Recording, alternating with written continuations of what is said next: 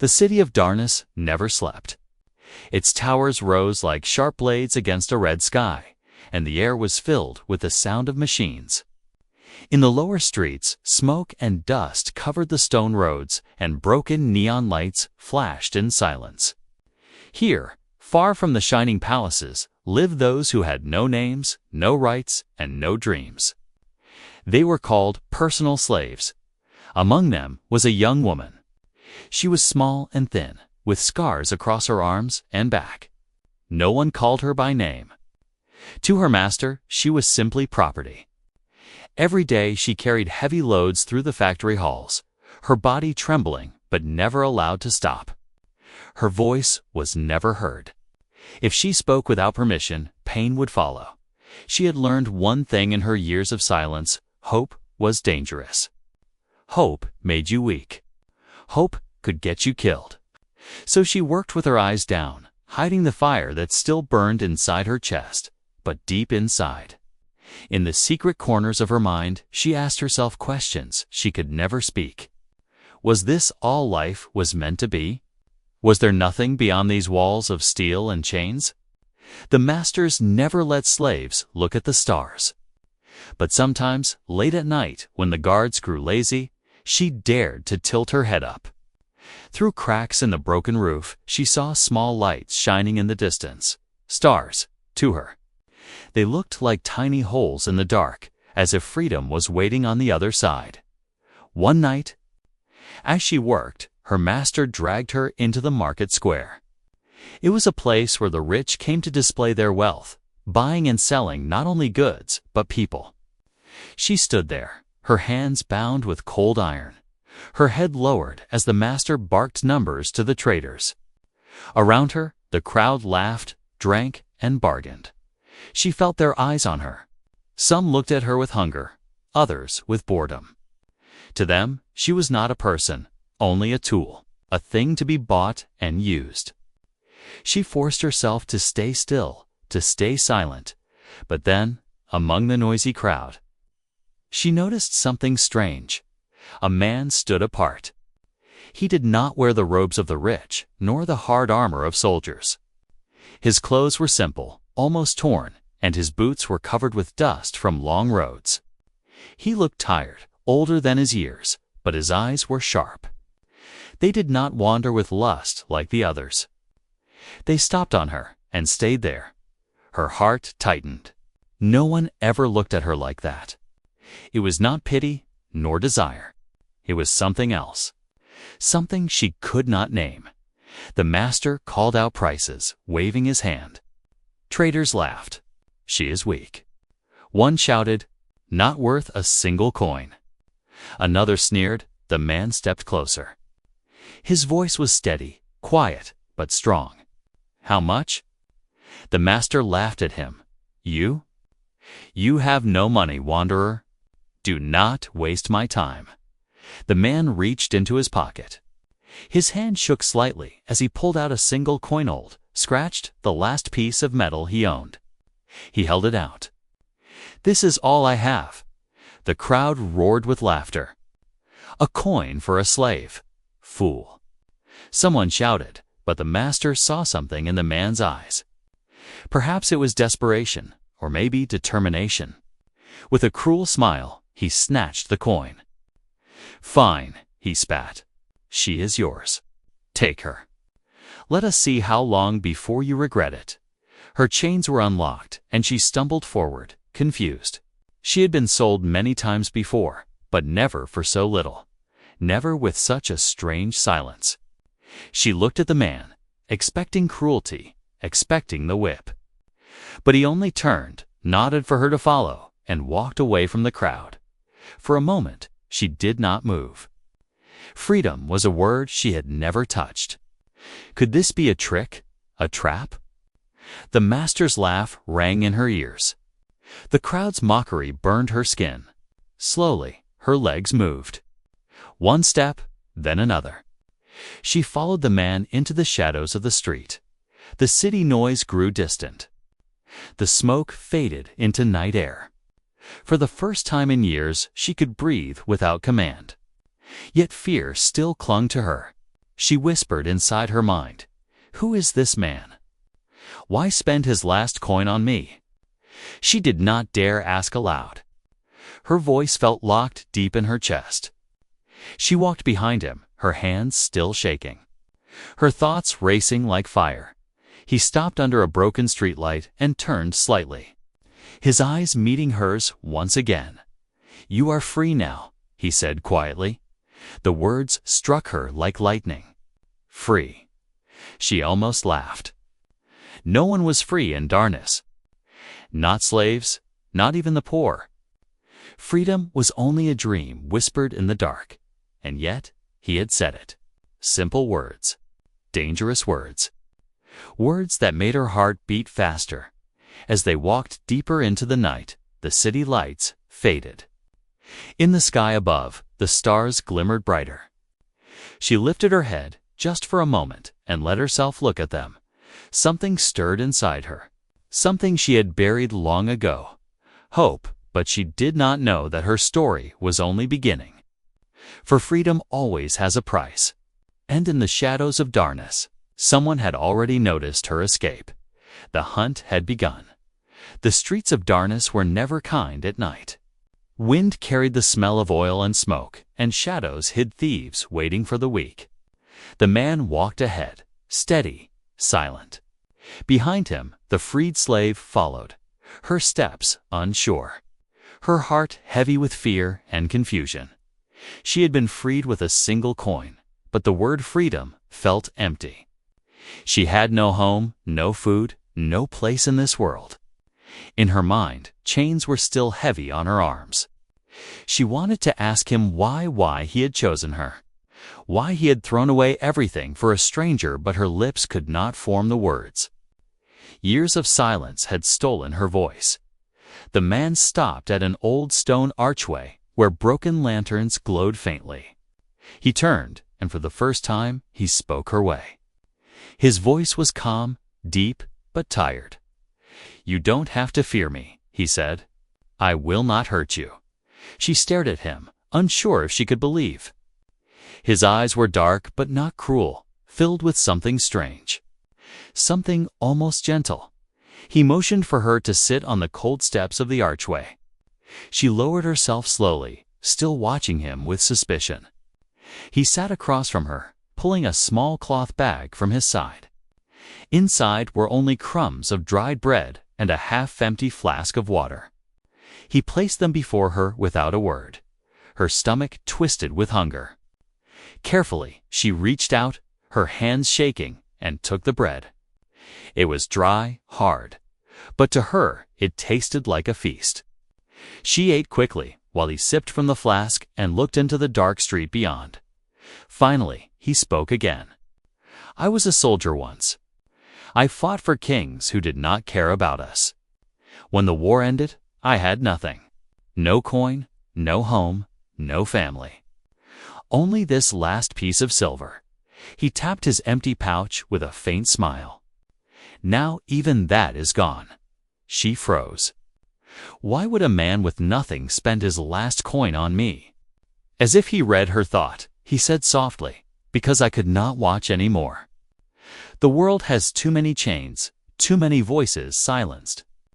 I had to break at least one." His words shook her more than the master's whip ever had. She had lived her life believing she was nothing, just property, a shadow. Yet this man, with nothing to his name, had chosen her. For the first time, she found her voice, though weak and rough. "Why, me?" she whispered. He looked at her with surprise. Her voice was soft like a broken instrument, but alive. "Because you looked at the stars," he answered, her breath caught. How could he know? She had only dared to glance at them when no one was watching. "I saw it in your eyes," he said. "Others bow their heads and forget the sky. But you still carry fire." The words stirred something inside her, something long buried. She lowered her gaze quickly, afraid of hope. The man stood, adjusting his worn cloak. "We cannot stay here. The masters will not forget. They will hunt us. Come." She rose, weak but willing. and followed him through twisting alleys until they reached the outer wall of the city. There, hidden under old ruins, was a small passage leading into the wastelands. The air grew colder as they stepped beyond the city's edge. The ground was dry and cracked, the horizon endless and empty. Only the stars above gave light. She looked at them again, longer this time, and felt something new: fear. But also wonder. They walked for hours, until her legs trembled with exhaustion. At last, he stopped by a ruined watchtower. Inside, broken stones formed a small shelter. He laid his cloak on the ground and told her to rest. She hesitated, unsure if sleep was safe. But her body betrayed her. She curled on the cloak, her eyes heavy. Before darkness claimed her, she whispered one more question. "What is your name?" He paused at the doorway, looking out at the night. "Call me Kale." Her eyes closed. The name echoed in her mind. Kale, but sleep did not bring peace. In her dreams, she saw the market again, the master's cruel smile, the crowd's laughter. Yet this time, the faces of the crowd melted into soldiers' helmets, their eyes burning red. She woke with a gasp, her heart racing. Kale was still awake, sitting by the door, his hand on an old blade. His face was calm, but his body tense, as if he expected danger at any moment, and danger was not far beyond the ruined tower. In the darkness of the wasteland, several shadows moved silently. Hunters, bounty men. They had already picked up her trail.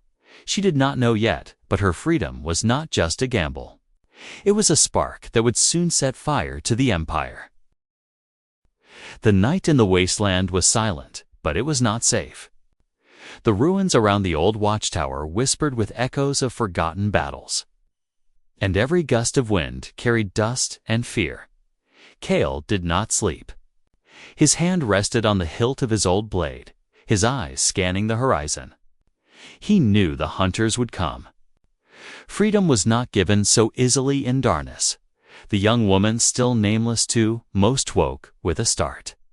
Her dream had been filled with chains breaking, yet also with dark figures chasing her. She looked at Kale, sitting like a guard at the doorway. And for the first time in her life, she felt something new. Safety, but safety was fragile. When dawn painted the wasteland in pale light, Kale gave her a piece of dried meat and a flask of water. She ate quietly, watching him. His face was scarred, his beard rough, his clothes patched. He did not look like a hero. He looked like a man who had lost too much. "Where are we going?" She finally asked, her voice still weak but steadier than before. Kale looked toward the horizon.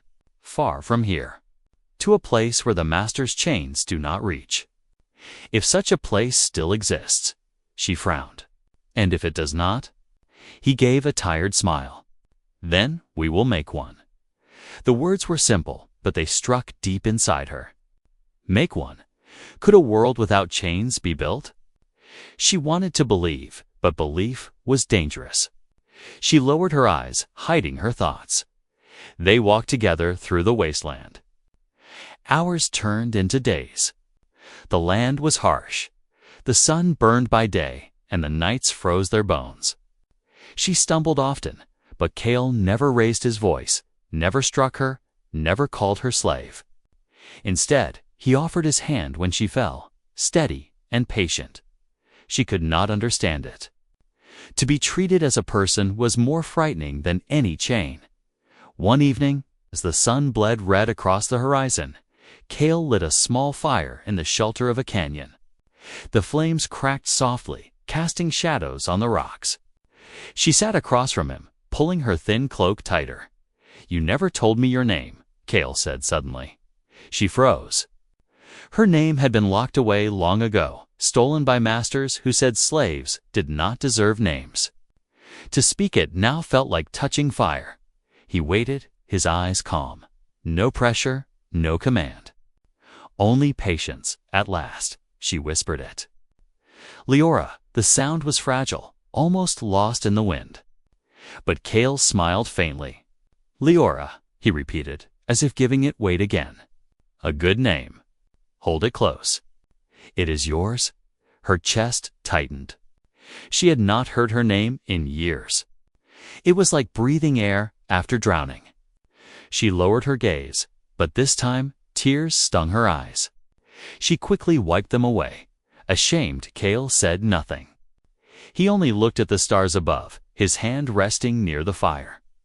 For the first time, silence did not feel like chains. It felt like peace. But peace could not last. That night, the hunters came.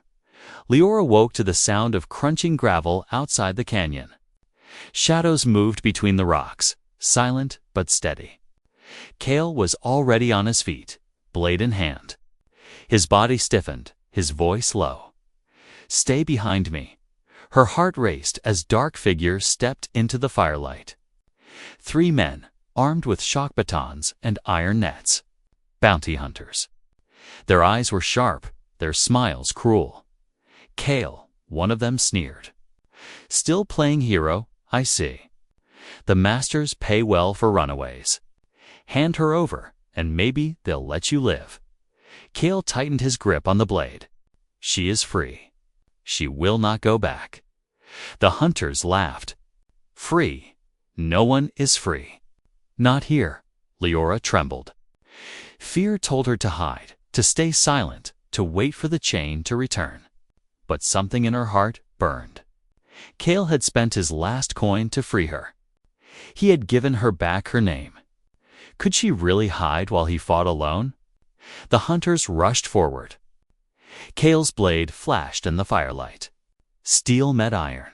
Sparks filled the night. He fought hard.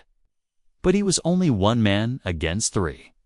Leora's eyes fell on a broken chain lying near the fire left from one of Cale's travels. Her hands shook as she picked it up. The weight was heavy, but the feeling was strange. For once, the chain was in her hands, not on her wrists. As a hunter lunged at Cale's back, Leora swung the chain with all her strength. It cracked against the man's skull, sending him to the ground. Her body shook with shock, but fire blazed in her chest. The hunters cursed. Cale turned, his eyes meeting hers for just a moment. Not surprise. Not anger. Pride. Together, they fought. Cale's blade cut swift, and Leora's chain struck wild but true. Soon, the hunters fled into the night, dragging their wounded with them. Silence returned. Leora dropped the chain, her hands trembling. She expected Cale to scold her, to tell her she was foolish. Instead, he touched her shoulder gently. "You are stronger than you know," he said. Her breath shook. She looked at the chain on the ground and realized something. She was no longer just surviving. She was fighting. And for the first time, she was not alone. The bond between them had begun. A bond not of master and slave, but of equals. Standing against the world, yet beyond the canyon, in the endless dark, more hunters were gathering. And the masters of darkness had already placed a price on Leora's head. Her freedom was only the beginning. The wasteland stretched for endless miles, a land of broken stone and dead sand. Cale and Leora walked side by side, their bodies weary but their spirits slowly waking.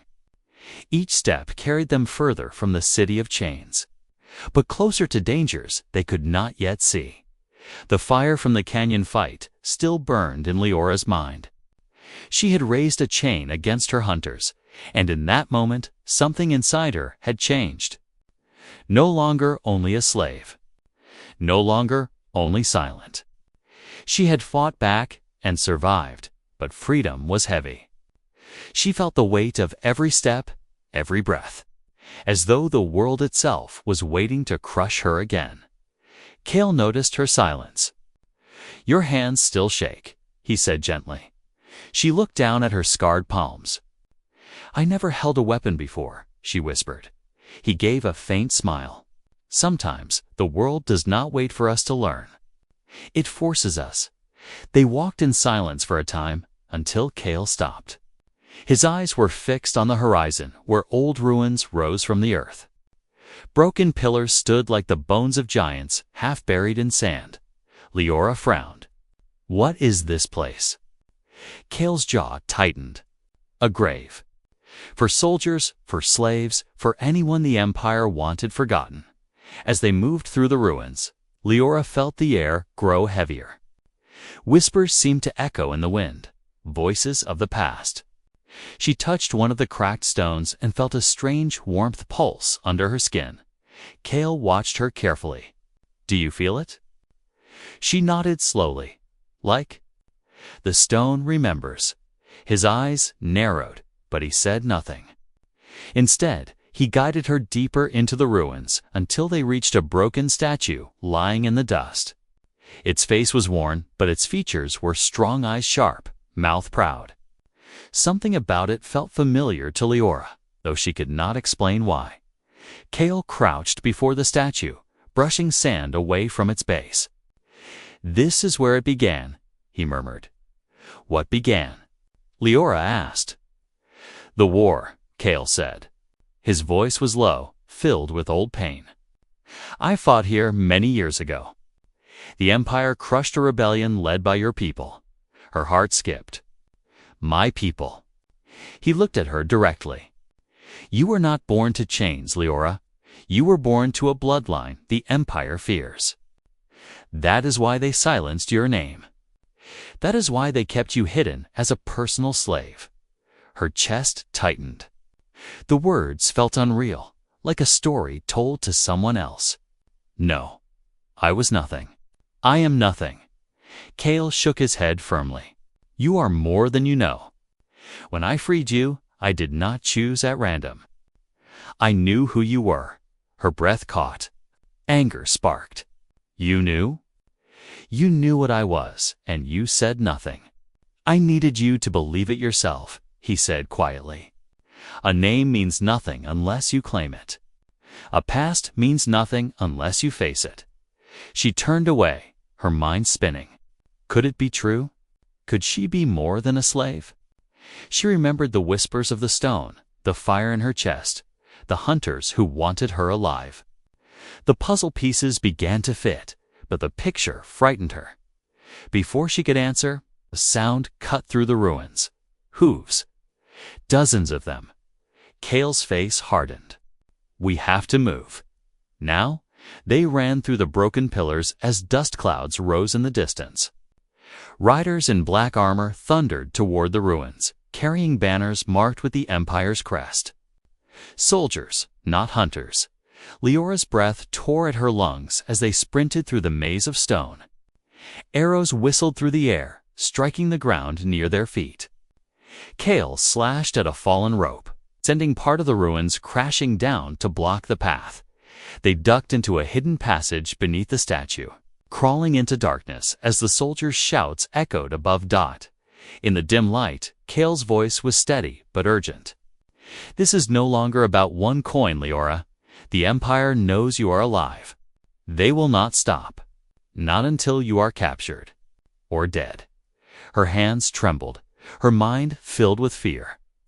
But beneath the fear was something stronger. A spark. "They fear me," she whispered. Kale nodded, his eyes shining faintly in the dark. "Because you are the last of a bloodline that once rose against them. And because they know you can rise again." The silence that followed was heavy. Leora pressed her hand to her chest, where her heartbeat thundered like a drum. Her whole life she had been told she was nothing. Property, a shadow, a tool. But now the Empire itself feared her. The chains of silence were breaking, not only on her body, but on her soul. Yet she did not know that this was only the beginning. The Empire's shadow was vast, and in freeing her, Kale had lit a fire that would either save them both or consume the galaxy in war. The ruins gave them shelter for only a short time. Kale and Leora traveled deeper into the wasteland, always hiding, always listening for the sound of hooves or steel. Nights grew colder, and food grew scarce. Yet even in hardship, a bond had begun to form between them. Trust. Fragile, but real. Leora had spoken her name aloud, claimed it, and with each passing day, she walked taller, her eyes sharper. She was no longer the silent shadow that Cale had bought with his last coin. She was beginning to breathe like someone alive. But the Empire was close. Too close. One night, they found shelter in a trading outpost at the edge of the wasteland. The outpost was a place of thieves, merchants, and driftersmen who traded secrets as easily as they traded food. Cale warned Leora to stay silent, to keep her hood low. Inside the tavern, the air was thick with smoke and whispers. Cale bargained with the innkeeper for a small room upstairs, paying with the last of his hidden coins. As Leora sat in the corner, she felt eyes watching her from the dark. She pulled her hood tighter, her heart pounding. But one pair of eyes did not look away. It belonged to a man with a thin smile and quick hands. His name was Corvin, once Cale's ally in the old war. When Cale noticed him, his jaw tightened. "Cale," Corvin said smoothly, stepping forward. "I thought you were dead." Cale's hand drifted toward his blade. "Sometimes I wish I was." Corvin chuckled. His eyes slid to Leora, sharp as knives. "And who is this?" "She doesn't look like a common traveler." Leora's stomach twisted. Something in Corvin's gaze made her blood run cold. "She's no one," Cale said firmly. "Just a companion." But Corvin smirked. "No one. The Empire is hunting a girl. A girl with fire in her eyes and a price on her head so high it could buy half the outpost. Tell me, Cale, what are the chances you found her?" Leora's breath caught. Cale stepped in front of her, his body tense. "Careful, Corvin." For a moment, silence filled the room. Then Corvin's smile widened. "Old friend, I'm only offering you a chance. Hand her over. You and I both know what she is worth. You've been running empty for years. Imagine the life you could live." Cale's blade was half drawn when Leora touched his arm. Her eyes locked with his. "Is he telling the truth?" she whispered. Cale's silence was answer enough. Her chest tightened. Cale had freed her, risked everything for her. But now she saw the cost he carried: the hunger, the scars, the endless road. Could even Cale resist the weight of such a reward? That night, in the small room above the tavern, Leora could not sleep. She lay awake, her heart filled with questions. Cale sat by the window, his face hidden in shadow. Finally, she spoke. "You knew they would hunt me. You knew I was dangerous." "Yes," Cale said quietly. "Then why?" Her voice cracked. "Why spend your last coin? Why carry me when I bring death to your steps?" Cale turned, his eyes burning in the dark. "Because chains should never define a life. Because you deserve the choice they stole from you. That is why I freed you." Her throat tightened. For the first time, she believed him. But before she could answer, the door burst open. Corvin stood there with soldiers at his back. His smile was cold. "Forgive me, old friend. The coin I will get for her is worth more than your loyalty." Betrayal cut deeper than any blade.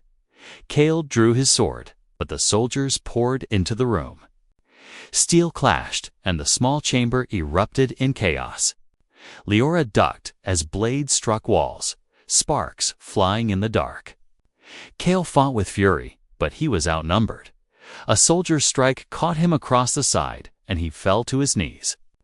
Leora cried out, grabbing the chain she kept wrapped around her arm. She swung wildly, striking one soldier across the face, but another shoved her hard against the wall. Corvin stepped forward, grabbing her by the chin. "Yes," he hissed. "It is you. The lost bloodline. The Empire will make me rich for this." Cale forced himself to stand, blood dripping from his side. "Corvin." His voice was raw. "She is not your coin. She is not theirs. She is free." But Corvin only laughed. Soldiers dragged Cale to the floor, pressing boots against his back.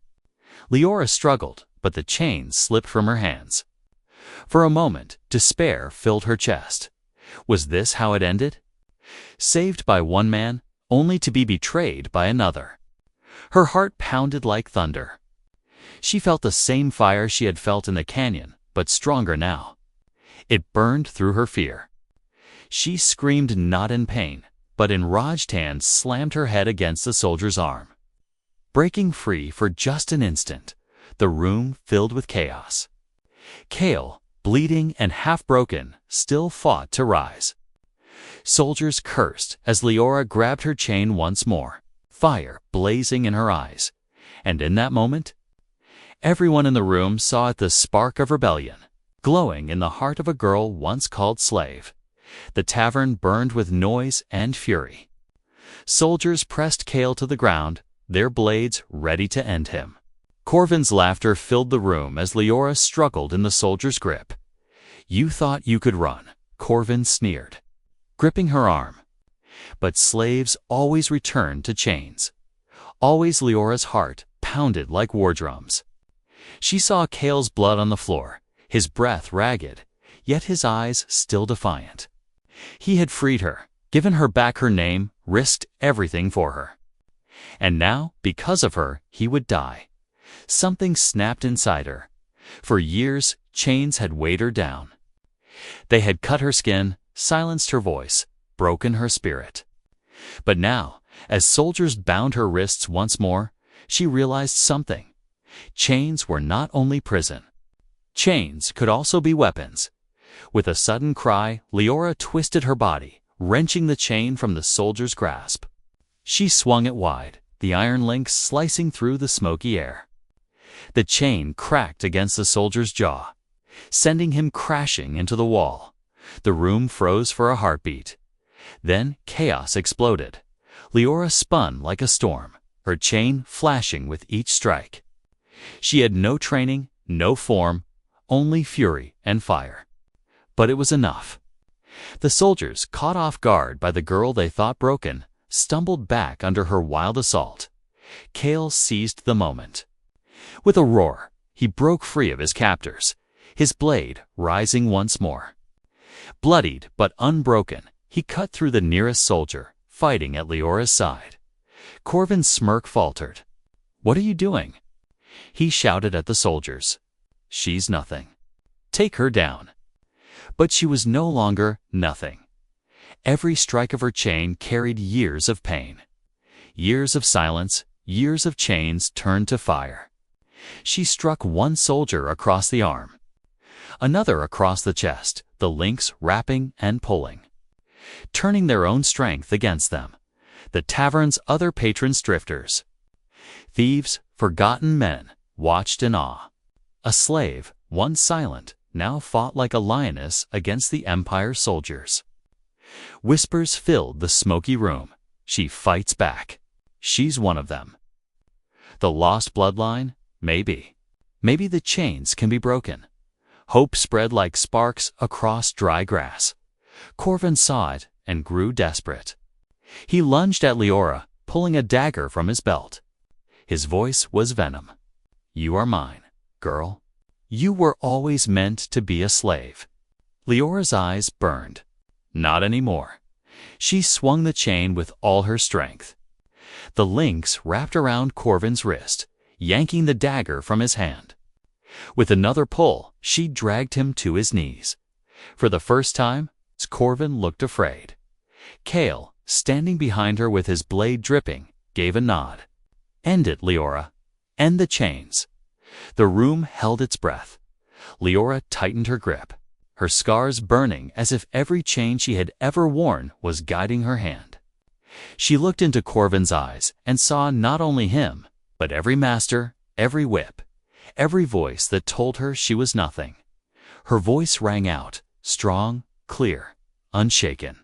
"I am free." With one final strike, she sent Corvin crashing to the floor. Silence followed. Soldiers lay defeated, the betrayer broken. Smoke from the fire drifted through the broken tavern windows. And in that silence, something greater than victory stirred the drifters. Thieves and traitors who had watched began to rise. They whispered her name Leora. They spoke it as if it were a spark. A light Kale, bleeding but alive, touched her shoulder. Do you see? You are more than one freed slave. You are a flame. And flame spread. Leora looked at the fallen soldiers, at the faces staring at her with new hope. Fear still twisted in her chest, but it no longer controlled her. The Empire had taken her name. They had taken her years. But they could not take her fire. And now that fire was spreading outside. Bells rang in the outpost, warning of the fight. More soldiers would come. The Empire would not forgive. But for the first time, Leora did not bow her head. She lifted it high, staring into the night sky where the stars glimmered like 1,000 watching eyes. She spoke. Not only to Kale, but to everyone listening. If they want chains, they will find fire instead. The tavern erupted with cheers, rough but real, for the first time in years. Men and women who had lived in silence felt their voices rise, but Kale knew the road ahead would not be easy. He looked at Leora, her chain still clutched tight, and whispered, "The Empire will come for you now, harder than ever." Tonight was only the beginning. Leora's eyes did not waver. Then let them come. The tavern fire burned low, but the fire in the hearts of the people had only just begun. Word spread faster than wind. The nameless slave who fought back now had a name again, Leora. To some, she was a symbol. To others, she was a threat. And to the Empire, she was a danger that could not be allowed to live. Kale knew this truth. As he tightened the bandage around his bleeding side, his eyes never left the horizon. "They will send more," he said quietly. "Not hunters, not soldiers. Armies." Leora stood at the doorway. The chain wrapped around her arm like a serpent of iron. She looked at the people gathering outside, traitors, thieves, outcasts, slaves who had fled their masters. Their eyes were on her, waiting, hoping. Her heart shook. "I am no leader," she thought. "I am only a girl who was once a slave," but their faces told her otherwise. That night, Kale and Leora led the people into the wasteland. They moved silently through the desert canyons, hiding from patrols, keeping low under the stars. With every step, more joined them. What began as a handful turned into dozens. By dawn, it was a small army of the forgotten. Leora looked at them all and felt the weight of their hope. It pressed harder than any chain ever had. Finally, she stopped. "I freed myself," she said, her voice trembling but clear. "But I cannot promise freedom to you. If you follow me, the Empire will hunt you until the end. Some of you will die," the crowd murmured, fear flashing in their eyes. Kale stepped beside her, his hand steady on her shoulder. "But if you turn back," he said, "you will die in chains anyway." Silence followed. Then one man stepped forward. A scarred drifter. Better to die free than live as property. One by one, others nodded, voices rising. Leora's heart tightened, tears threatening her eyes. For the first time, she was not alone. But the Empire was already moving. Before the sun reached its peak, black banners appeared on the horizon. The Empire's riders swept forward like a dark wave, armored and armed. Dust filled the sky, choking the light. Kale gripped his sword. "They've come." Leora wrapped her chain tighter around her arm. Fear clawed at her chest, but she did not let it show. She looked at the faces around her people who had never been given a choice before, and she knew what she must do. "This is the moment," she said. "We do not kneel. Not today. Not ever again." The Empire charged. The clash was thunder and fire. Arrows whistled, blades crashed, voices screamed. Kale fought at Leora's side, his blade flashing bright in the chaos. She moved with her chain, striking, pulling, tearing weapons from enemy hands. Her scars burned, but her spirit roared. The forgotten fought with a fury born from years of pain. For every one who fell, 2 more rose. Chains turned into weapons, stones into hammers. Hope into fire. At the center, Leora faced the Empire's commander, a man in dark steel armor, his mask shaped like a beast. His voice was cold. "You are nothing, girl." A slave who forgot her place. She raised her chain.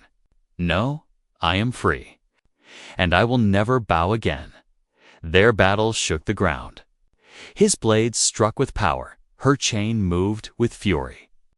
Sparks lit the air as iron met steel. He was strong, trained, relentless. But Leora carried something he did not. Every scream, every scar, every broken soul behind her. With a final cry, she wrapped the chain around his arm, yanked him off balance, and drove him into the dust. Her strike rang out like thunder. The commander fell. The battlefield froze. The Empire soldiers looked at their fallen leader, and fear spread through their ranks then, as if the stars themselves gave permission. The forgotten raised their voices in a roar. The Empire broke, retreating into the horizon. Silence followed the storm. The wasteland was littered with fire and blood. But the people stood alive. UNCHAINED.LIORA dropped her chain, her body trembling. Kale caught her before she fell, his arm steady despite his wounds. His voice was soft. "You did it." Her eyes filled with tears. "We did it." The people gathered around her, chanting her name.